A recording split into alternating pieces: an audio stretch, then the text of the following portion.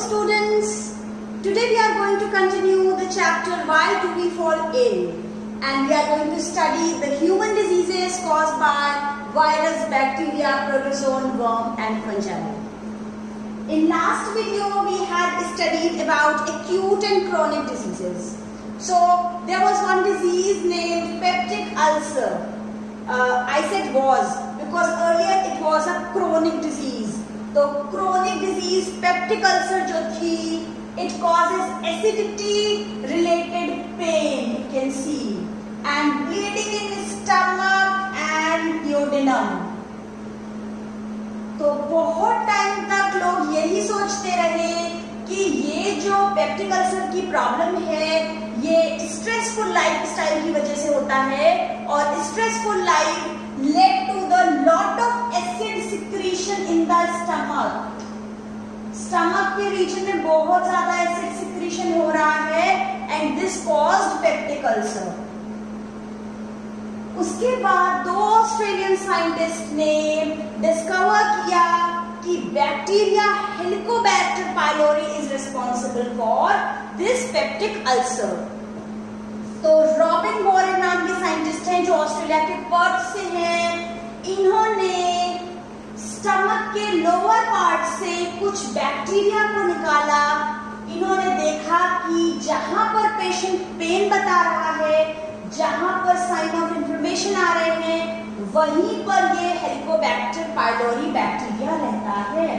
तो इन्होंने ये कर्व शेप बैक्टीरिया देखे. कहां से? स्टमक के लोअर पार्ट से. यहीं पर साइन ऑफ इन्फ्लेमेशन भी पेशेंट में विजिबल थे. इन्हीं के एक जूनियर ने, इनके एक यंग फेलो क्लिनिकल ने, बेरी मार्शल ने इन curve shape bacteria Helicobacter pylori को सक्सेसफुली कल्टीवेट किया. कहां से? पेशेंट के स्टमक से लेकर इसको बाहर कल्टीवेट किया. और मार्शल और वॉरेन के वजह से इस लंबे टाइम से चली आ रही क्रोनिक डिजीज पेप्टिक अल्सर को इजीली क्योर किया जा सका.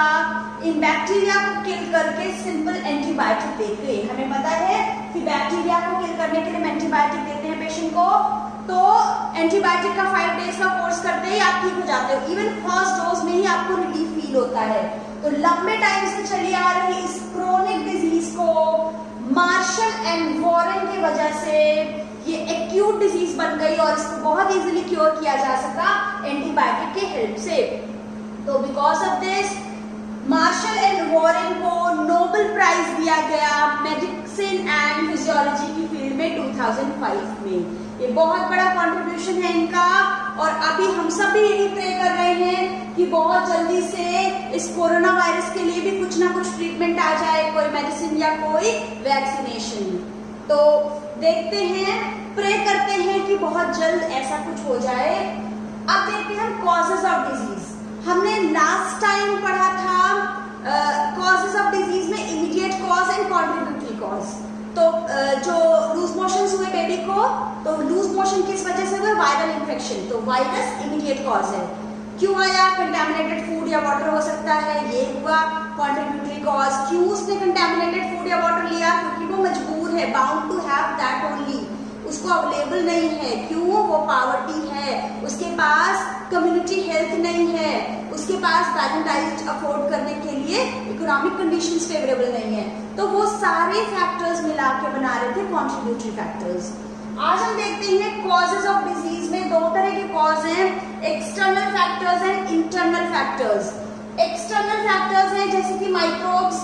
कुछ माइक्रोब्स जो बाहर से हमारी बॉडी के अंदर एंटर करते हैं और डिजीज कॉज कर देते हैं, बाहर से आते हैं, ये एक्सटर्नल फैक्टर्स हैं. माइक्रोब्स जैसे कि virus, bacteria, fungi, protozoans and worms. इनको हम डिटेल में भी पढ़ेंगे वन बाय वन. उसके बाद है कुछ इंटरनल फैक्टर्स जो हमारे बॉडी में होते हैं पहले से, जैसे कि लैक ऑफ एक्सरसाइज. एक्सरसाइज नहीं करने से बहुत सारे प्रॉब्लम्स जैसे कि हाई ब्लड प्रेशर हो सकता है. ओवर ईटिंग, हेल्दी डाइट लेना, बैलेंस्ड फूड लेना तो बहुत अच्छी बात है, पर ज्यादा खाना, over eating, specially junk food लेना कई प्रॉब्लम्स जैसे कि ओबेसिटी कॉज कर सकता है. देन है मैल न्यूट्रिशन. लैक ऑफ न्यूट्रिशन से भी कई प्रॉब्लम्स हो सकती हैं. जेनेटिक फैक्टर्स, कुछ ऐसी डिजीजेस होती हैं जो पेरेंट्स से और बच्चों में ट्रांसफर होती हैं, तो ये हेरिडिटरी या जेनेटिक फैक्टर्स हो सकते हैं। For example hemophilia, sickle cell anemia, colour blindness, ऐसी कुछ डिजीजेस। इसके अलावा कुछ डिजीजेस होती हैं सिंस बर्थ, पैदा होने के साथ ही वो बच्चे में पहले से होती हैं, जैसे कि कोई सिंड्रोम या ब्लाइंडनेस। नेक्स्ट है फेल्योर ऑफ सम ऑर्गन्स, कोई ऑर्गन फेल्योर हो जाए जैसे कि किडनी, हार्ट या आई। अब हम देखते हैं कि जितने भी इंफेक्शियस एजेंट्स हैं उन सभी को हम कुछ कैटेगरीज में क्लासिफाई करते हैं। इनफैक्ट जितने भी लिविंग वर्ल्ड में जितने भी ऑर्गेनिजम्स हैं, जितनी भी डाइवर्सिटी है हमारे चारों तरफ, उन सभी ऑर्गेनिजम्स को कुछ कॉमन कैरेक्टर्स के बेसिस पे हम क्लासिफाई कर देते हैं। क्यों करते हैं क्लासिफाई? क्या है, इजी हो जाती है उनको स्टडी करना। तो हमने डिफरेंट ऑर्गेनिजम्स को उनके कॉमन कैरेक्टरिस्टिक्स के बेसिस पे क्लासिफाई कर दिया। हमने क्लासिफाई किया है तो जो डिजीज कॉजिंग ऑर्गेनिजम्स हैं वो सभी इन कैटेगरीज में है, virus, bacteria, fungi, protozoa and worms. ये कुछ कैटेगरीज हैं डिजीज कॉजिंग ऑर्गेनिजम्स की। कैसे किया है? कॉमन कैरेक्टरिस्टिक्स के बेसिस पे किया है। अब इसको करने से क्या फायदा हुआ? हमको काइंड ऑफ ट्रीटमेंट डिसाइड करने में आसानी हो जाएगी। कैसे? हमने आप सभी को जितने भी बच्चों ने 8th क्लास पास किया था, जो सेम एज ग्रुप के बच्चे, उनको 9th क्लास के ग्रुप में रख दिया। मीन्स हमने क्लासिफाई कर दिया बहुत सारे बच्चों को क्लास 9th में, सो दैट कि एक चीज पढ़ाई जा रही है तो सारे बच्चे एक साथ एट अ टाइम उसको ग्रैस्प कर लेंगे। यहाँ पर हमने क्लासिफाई कर दिया, हमने ढेर सारे ऑर्गेनिजम्स के इंडिविजुअली नाम नहीं ले रहे हैं, एक नाम लिया बैक्टीरिया। इसका मतलब है कि जो एक ट्रीटमेंट हम डिसाइड करेंगे वो एक ट्रीटमेंट सभी बैक्टीरिया के लिए इफेक्टिव होगा, इसलिए क्लासिफिकेशन इंपॉर्टेंट है। अब ये कुछ एजेंट्स हैं, ये कैटेगरीज हमने अभी डिवाइड की थी, virus, bacteria, fungus, protozoans and worms. आप देख लो इनमें कितने सारे डिफरेंसेस हैं, एकदम अलग अलग हैं, ये कैटेगरीज हैं। आपको ये कैटेगरीज हैं इन्फेक्शियस एजेंट्स की, virus, bacteria, fungus, protozoans and worms, और ये उनकी कुछ डिजीजेस हैं। कई सारे नाम आपने सुन रखे होंगे, एक बार देख लेते हैं वायरस से क्या क्या डिजीजेस होती हैं। Common cold, influenza, measles, mumps, chicken pox, AIDS, hepatitis B and dengue. Corona virus जो अंडरलाइंड है वो आपके एनसीईआरटी बुक में लिखे हुए नाम है, so you have to learn those name. Common cold, influenza, AIDS and dengue fever. Next bacteria से होने वाली डिजीजेस है cholera, typhoid, tuberculosis, tetanus, anthrax, food poisoning. आपको ये इनका एग्जैक्टली बैक्टीरिया का क्या नाम है, like typhoid, salmonella, typhimurium, you don't have to remember, you have to remember कि ये बैक्टीरिया से होती है। कोई डिजीज का नाम पूछा है तो यू शुड नो कि ये बैक्टीरिया से हो रही है, ये वाली डिजीज वायरस से हो रही है। तो कॉलरा, टाइफॉइड, ट्यूबरकुलोसिस, एंथ्रेक्स होती है बैक्टीरिया से, ये आपके सिलेबस में भी है। फंगस से होती है बहुत सारी skin infections.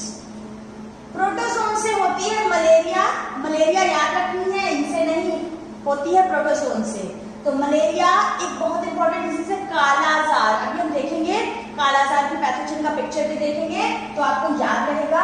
Sleeping sickness, Trypanosoma का पिक्चर भी हम देखेंगे।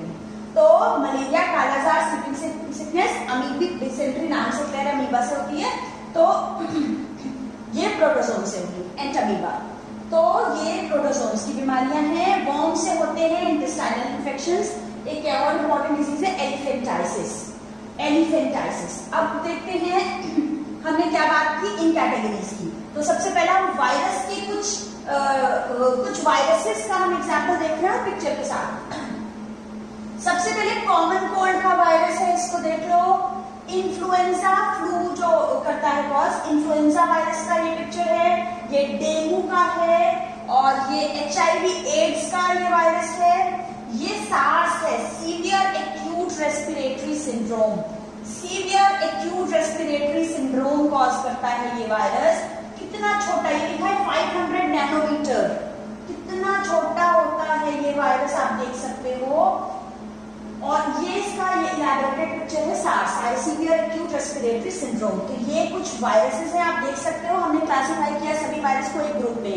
तो सभी वायरसेस का पिक्चर मोस्टली सिमिलर है, बहुत सिमिलर है।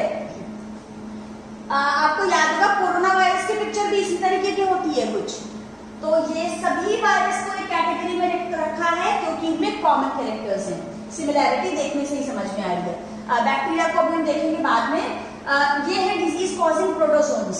प्रोटोजोन्स क्या क्या हमने पढ़ी थी डिजीज? मलेरिया प्लाज्मोडियम से होती है। उसके अलावा ये क्या है? लीशमैनिया। ये लीशमैनिया है, देखो कैसा है ये लीशमैनिया, ओवल शेप का है, ओवल शेप का न्यूक्लियस है, और सॉरी ये ओवल शेप का ऑर्गेनिज्म है और इसमें विप लाइक एक फ्लैजिला है।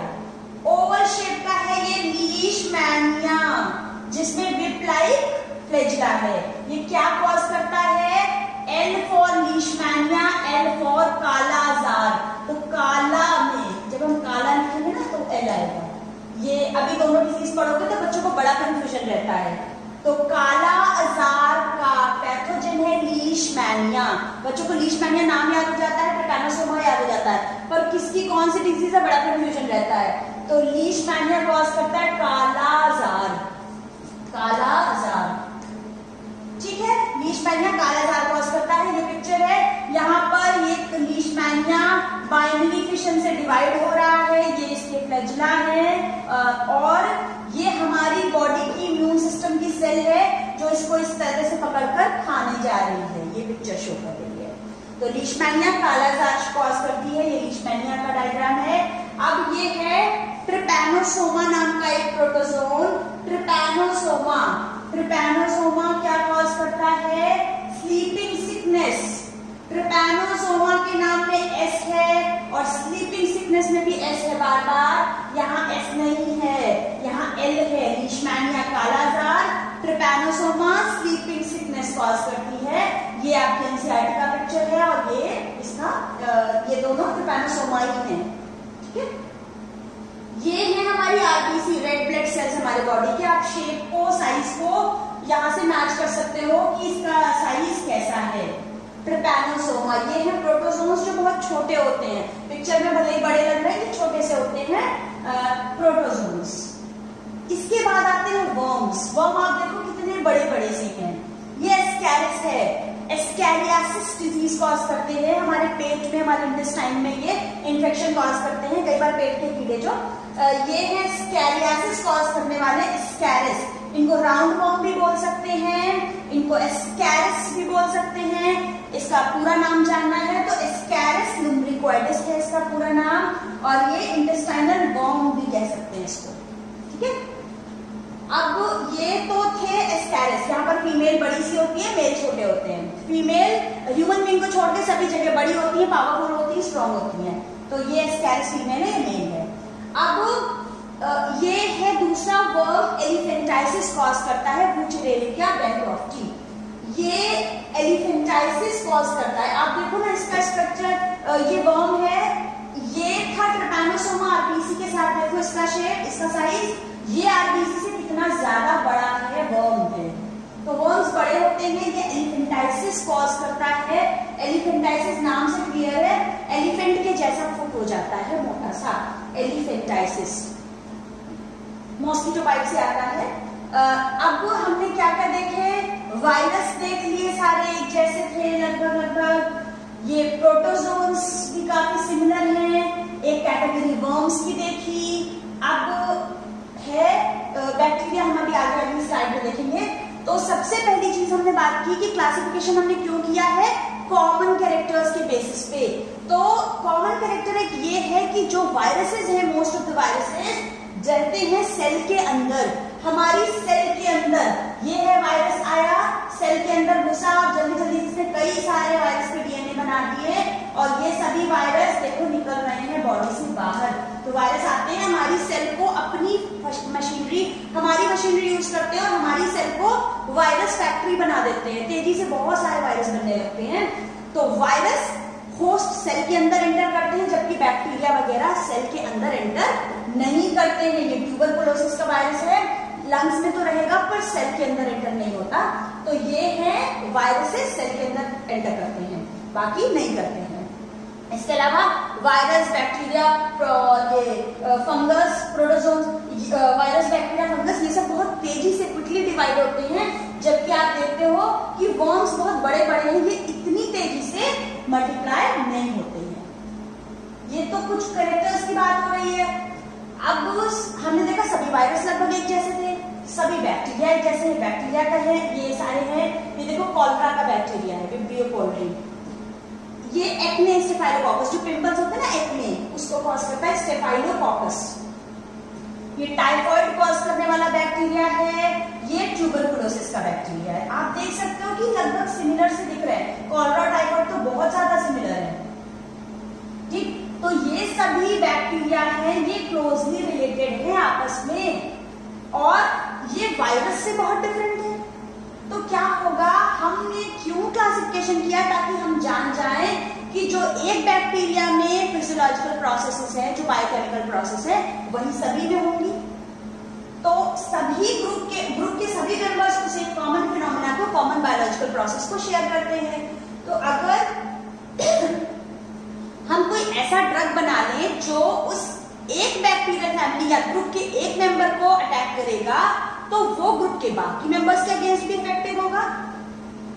तो हमने एक प्रॉपर्टी बैक्टीरियल सेल की देख ली कि बैक्टीरियल सेल अपने को प्रोटेक्ट करने के लिए सेल वॉल फॉर्म करते हैं। बैक्टीरियल सेल अपने को प्रोटेक्ट करने के लिए सेल वॉल फॉर्म करती है। सेल वॉल की वजह से हमने क्या ऐसा ड्रग बनाते हैं, चलो, जो सेल वॉल को ब्रेक कर दे। सेल वॉल नहीं बन पाएगी बैक्टीरियल सेल में, तो सेल डेड हो जाएगी। तो हमने एक एंटीबायोटिक पेनिसिलिन बनाई है, जो बैक्टीरियल में सेल वॉल बनाने की प्रोसेस को ब्लॉक कर देगी। सेल वॉल नहीं बनेगी तो बैक्टीरियल सेल डेड हो जाएगी। तो एंटीबायोटिक है पेनिसिलिन। अगर हम खाएंगे एंटीबायोटिक, तो आप सोच रहे हो कि हमारी सेल भी तो अफेक्टेड हो जाएगी। हमारी सेल, ह्यूमन बीइंग की सेल्स अफेक्टेड नहीं होंगी। क्यों? क्योंकि ह्यूमन बीइंग की किसी भी सेल में सेल वॉल नहीं होती। हम तो ब्लॉक कर रहे हैं सेल वॉल को। तो हमने पेनिसिलिन यूज करी है, जिससे कि सेल वॉल नहीं बनेगी और बैक्टीरिया मर जाएगा, पर ह्यूमन बीइंग पे कोई इफेक्ट नहीं आएगा, क्योंकि हमारे अंदर सेल वॉल होती ही नहीं है। तो एक बात ये हमें समझ में आ गई, अगर हमने एक एंटीबायोटिक यूज की एक बैक्टीरिया के अगेंस्ट, तो वो ग्रुप के सारे मेंबर्स यानी सारे बैक्टीरिया के अगेंस्ट भी काम करेगी। कोई मेडिसिन अगर एक प्रोटोजोन को मार रही है तो सभी को मारेगी। आप सोच रहे होंगे रॉबिन वॉरेन और बेरी मार्शल की तरह जल्दी से कोई दूसरा साइंटिस्ट भी आ जाए जो कोरोना की मेडिसिन बना दे। कोरोना के लिए हम एंटीबायोटिक क्यों नहीं दे देते? हमारे पास इतनी सारी पड़ी हुई है। तो वायरल इन्फेक्शंस में, वायरल डिजीजेस में एंटीबायोटिक काम नहीं करती है। क्यों नहीं करती है? हमने देखा, हमने बैक्टीरिया की एक प्रोसेस को रोका है, पर वायरस के पास अपनी खुद की बायोकेमिकल मशीनरी बहुत कम होती है। Very important thing, viruses have very few biochemical mechanisms of their own. अपना खुद का बहुत कम सामान उनके पास है, सिर्फ डीएनए या आरएनए और प्रोटीन, और कुछ भी नहीं है। वो डायलॉग हो जाएगा ना कि मेरे पास खोने के लिए कुछ भी नहीं है। तो वायरसेस को मारना बहुत मुश्किल होता है, इनके अगेंस्ट एंटीबायोटिक वर्क नहीं करती है। आपने कभी सुना कि किसी को कॉमन कोल्ड हुआ और उसने एंटीबायोटिक खाई? अगर जबरदस्ती खा भी लोगे तो भी आपके कॉमन कोल्ड की सीवियरिटी और ड्यूरेशन बिल्कुल भी कम नहीं होने वाला। किसी भी वायरल इन्फेक्शन का कुछ भी नहीं होगा एंटीबायोटिक खा के। पर हाँ, एंटीबायोटिक खाते हो अगर और आपकी बॉडी में वायरस के साथ साथ बैक्टीरियल इन्फेक्शन भी है, तो वो बैक्टीरियल इन्फेक्शन को खत्म कर देगी, पर वायरल इन्फेक्शन का कुछ भी नहीं कर पाएगी एंटीबायोटिक। तो एंटीबायोटिक सिर्फ बैक्टीरियल इन्फेक्शन को खत्म करती है, वायरल इन्फेक्शन को नहीं। इसलिए अभी तक कोरोना वायरस के लिए कोई एंटीबायोटिक या ऐसी कोई मेडिसिन नहीं बन पा रही है। वायरसेस को मारना डिफिकल्ट है। तो इस तरीके से हमने ये इन्फेक्शियस एजेंट्स देखे, इनकी डिजीजेस को पढ़ लिया। अब हम नेक्स्ट वीडियो में बात करेंगे इन पैथोजन या इन इन्फेक्शियस एजेंट्स का, इन डिजीजेस का मोड ऑफ स्प्रेड क्या है, कैसे ये डिजीजेस एक इन्फेक्टेड पर्सन से दूसरे हेल्दी पर्सन में ट्रांसमिट होती है। Till then stay safe, thank you.